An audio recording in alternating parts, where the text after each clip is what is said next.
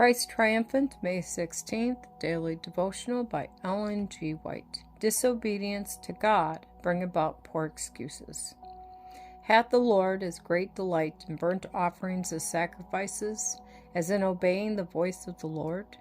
Behold, to obey is better than sacrifice, and to hearken than the fat of rams. 1 Samuel chapter 15, verse 22.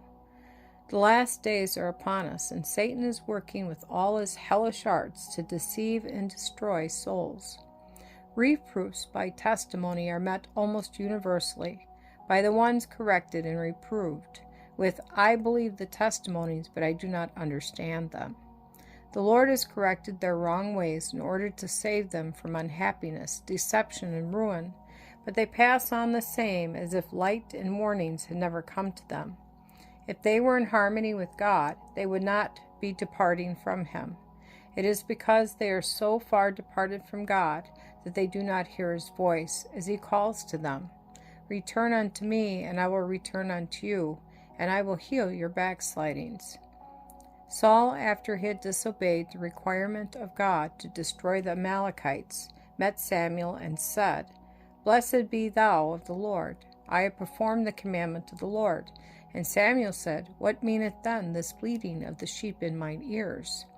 And the answer was the same that we have heard in similar cases, an excuse, a falsehood. The people spared the best of the sheep and of the oxen to sacrifice unto the Lord thy God. 1 Samuel chapter 15, verses 13 through 15. Saul did not say, "My or our, but thy God." Many who profess to be serving God are in the same position as Saul, covering our ambitious projects, pride of display with a garment of pretended righteousness. Samuel looked upon Saul with indignation, yet with deep pity and undisguised grief for the sinful course of one he loved sincerely. But this love must not close his lips.